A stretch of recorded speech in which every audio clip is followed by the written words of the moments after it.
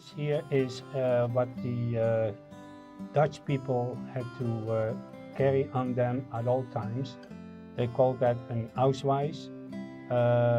All Dutch people had to come, all of them, regardless whatever you were, to be registered, and you had to be fingerprinted. You didn't do anything wrong, but you were fingerprinted, and your name, your address, and everything was on it.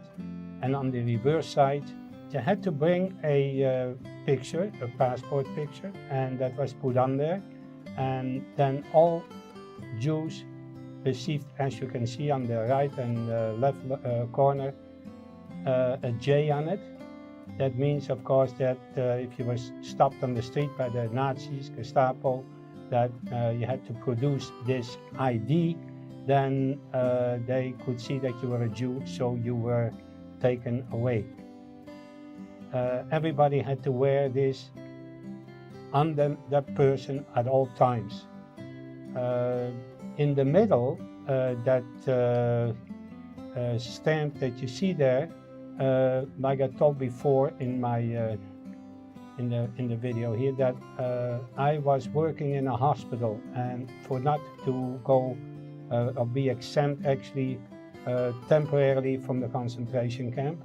And this stamp was put on there, which says, "Ein habe dieses Ausweises bis auf weiteres vom Arbeitseinsatz freigestellt," which means that temporarily you were exempt, that you didn't have to go to these camps. And as you see, there is the stamp on it there from the SD, which is the German police. That is that round stamp that you see there. There is also the swastika on it, and it was stamped by the SD, which is the Sicherheitsdienst. There's marked on it the Bevelhaber der Sicherheitspolizei in The Hague. And I was fortunate to have that till further notice, and then of course then it was not worth anything anymore. But for a while it kept me out of the camps.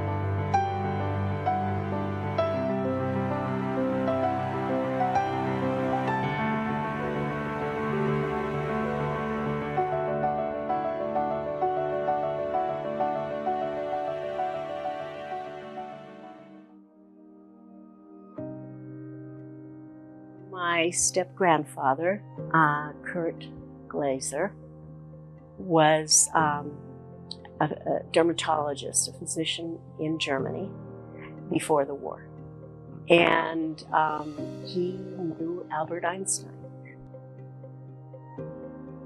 Uncle Kurt, as we called him, couldn't work, But I assume he had some contact with Der Aufbruch, which was a newspaper for German-speaking people in New York. They found out he knew Albert Einstein, but they ended up sending him to Princeton to spend the day with him because Albert Einstein was going to write a letter in the newspaper for the 7th anniversary of Kristallnacht.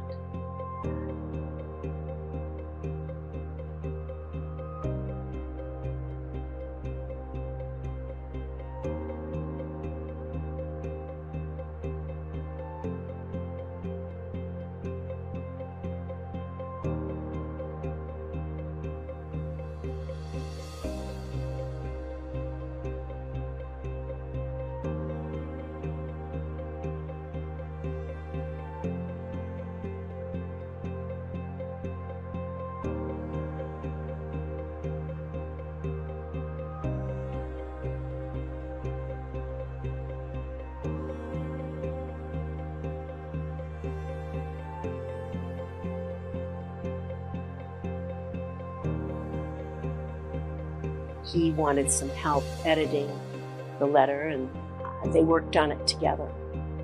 And they spent the day together, and then it was later published. It is an original letter. It's got his writing, it's got the edits. You can see where, things are crossed out and then little writing on top of it, sign.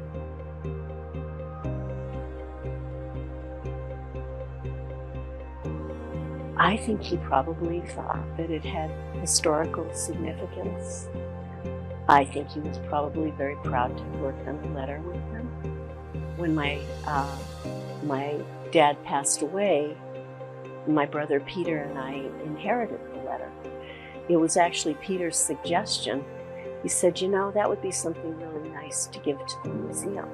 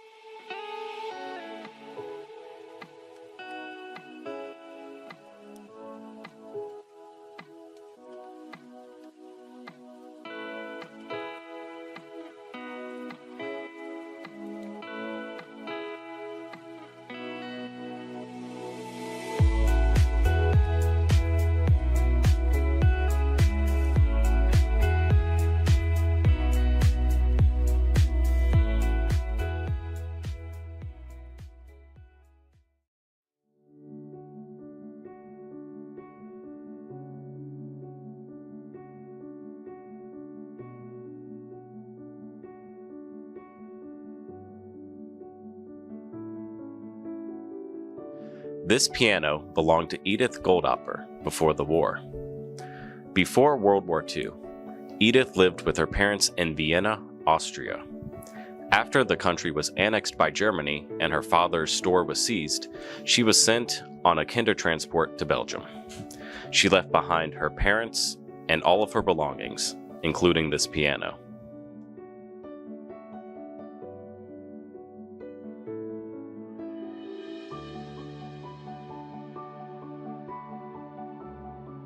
Along with other Jewish children from Germany and Austria, Edith stayed in the General Bernheim Children's Home in Swine.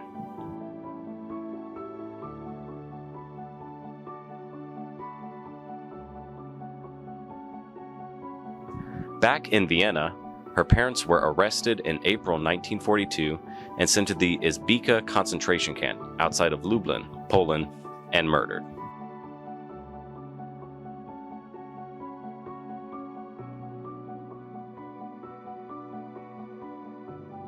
Meanwhile, Edith survived the war after being interned in a concentration camp, then living as a Gentile under a false identity only to be arrested and released again.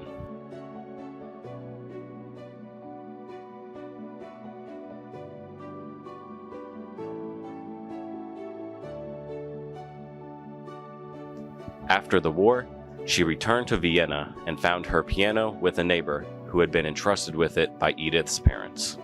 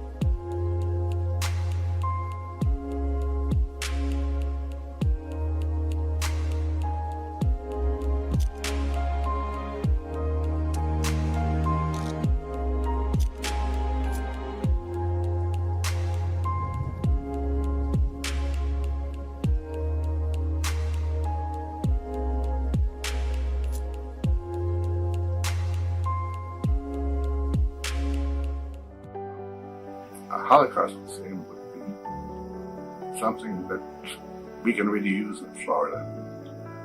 Florida is not the friendliest state as far as minorities are concerned. And I got the idea of maybe getting a boxcar. You know, it's interesting, when they brought the boxcar here, they wanted me to speak and tell my story, what happened there. And I told them, you must be kidding. From all what I have gone through, I should remember what happened in the car. And they said, yes, remember, tomorrow, you will ask you tomorrow. And sure enough, I came home and I was thinking, what happened? How did I? It was horrible. People were standing. There was no room to sit down. But when I came to when I walked in, I saw in a corner my two friends sitting down there, so I ran to them.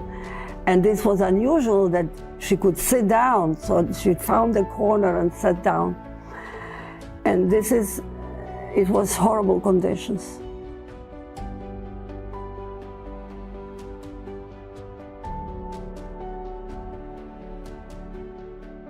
The arrival of the boxcar was a very, very dramatic, very touching event. Walter Lobenberg had hired somebody to find a boxcar that hadn't been repainted and hadn't been refurbished, that was in original state.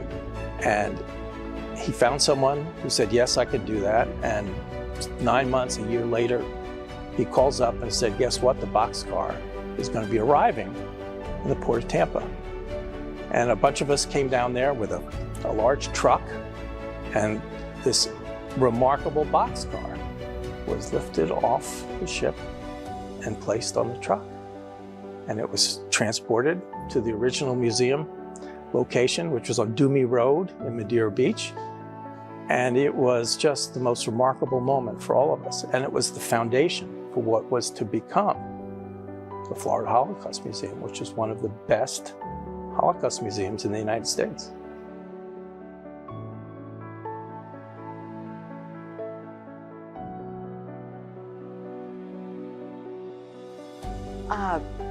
So do you remember that we brought the boxcar from Madeira Beach in a parade down Central Avenue? Right. And we had lots of publicity on it, so there must have been hundreds of people. And we only went like maybe 2 blocks, but my daughter was 6, I think, at the time, and she was in the parade, and we had lots of kids in the parade, and it was just phenomenal. And we got cheers, and it was really a significant, meaningful experience. When that boxcar was brought to this new museum, it was put into their parking lot. And they didn't want to leave it alone. It was going to be put into the museum the next day. We had an all-night vigil, and I was one of those who stayed with it. We had yard-side candles all around it, and it was very emotional and very touching to be there, and it was wonderful.